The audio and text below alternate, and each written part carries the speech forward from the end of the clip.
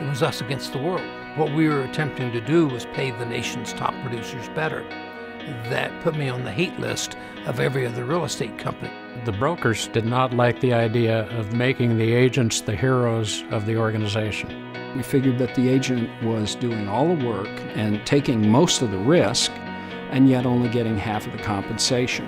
High commission split was a big part of what we had going for us in the beginning. The advantage of that was that you would attract the full-time, experienced producers in the business. REMAX has always been that pioneer. We basically taught agents how to promote themselves. It was revolutionary. It was different than the way real estate had ever been done in the past. The first month, I took over 1,000 phone calls, 204 face-to-face interviews, and 4 people signed up.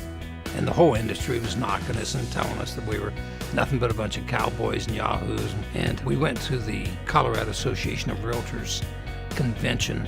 So we passed out red, white, and blue pens, and it said 100% in the center. I up mine, now up yours.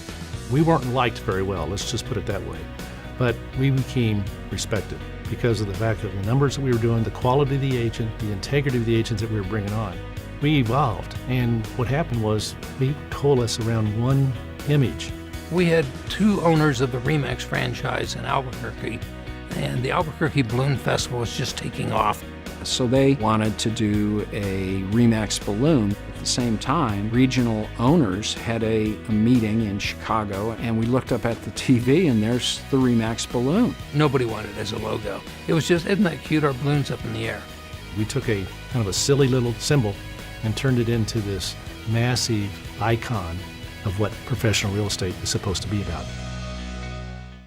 The early days of the company were fraught with a lot of financial difficulties. We had to sell a franchise in order to make payroll. We had to sell another franchise in order to pay the rent. It was just an absolutely terrible market. In 1980, we lucked out and sold to 2 extraordinary business people, Frank Polsler and Walter Snyder. Of course, we were extremely impressed.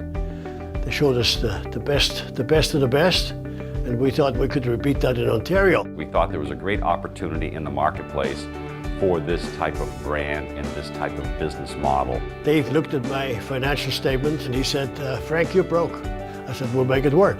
If an accountant would have made this decision to sell us the franchise, we wouldn't be here today.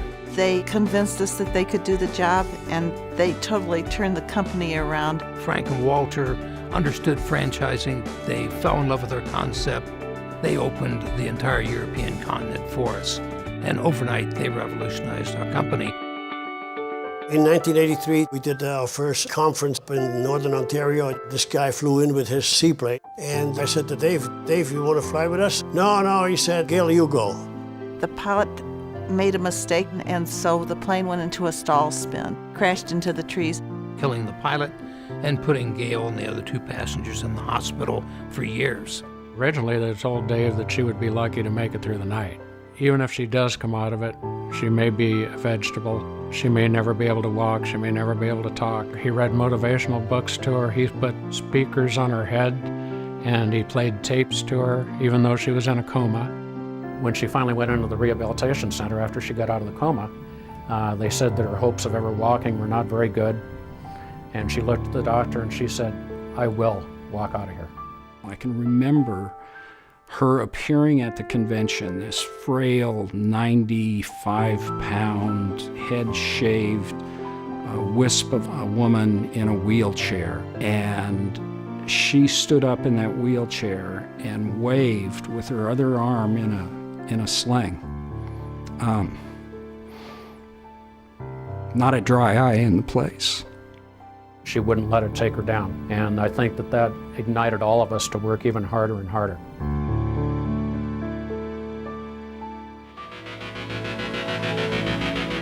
By the 90s, we were booming. At our 20th anniversary, we'd reached 30,000 agents.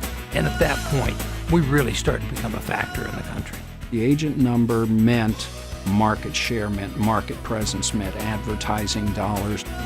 The premier best agents in the business, the best customer satisfaction, the best brand name awareness, the most market share, the best web presence, all these things are the REMAX brand.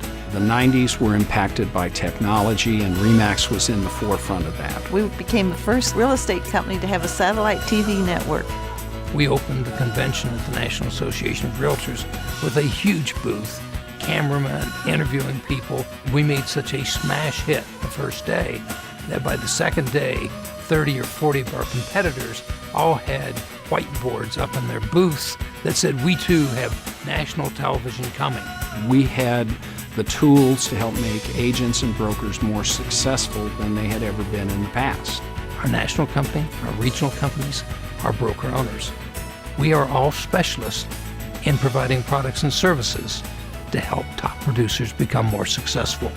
We are totally devoted to the top producers. By the time 2000 rolled around, REMAX was the significant player in the real estate industry in all of North America.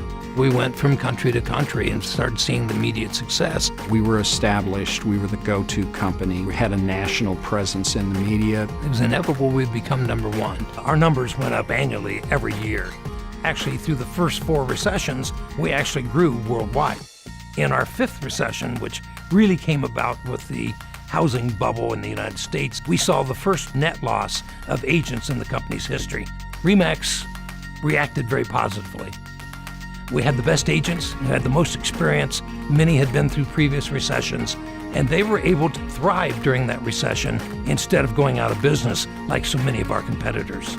REMAX survived the difficult markets for the same reason that we prospered in the very good markets. If you have a company that's built with the very best brokers and the very best agents, it's going to prosper. The key quality that REMAX agents have is they're very, very entrepreneurial. They're serious about their business. They've got a curiosity. They never stop working on improving the service that they give to the consumer. Quality attracts quality, and we have the highest quality agents in history. To be affiliated with the top real estate professionals in the business, the best agents, the best broker owners and managers, it's been the best years of my life. One day you look up and say, "Woo, wow, look at us." But in reality, it was a passion for the organization. It was an absolute love for the people in REMAX. There's no words to explain how much we appreciate the real estate agents and broker owners that work with us. They built this company.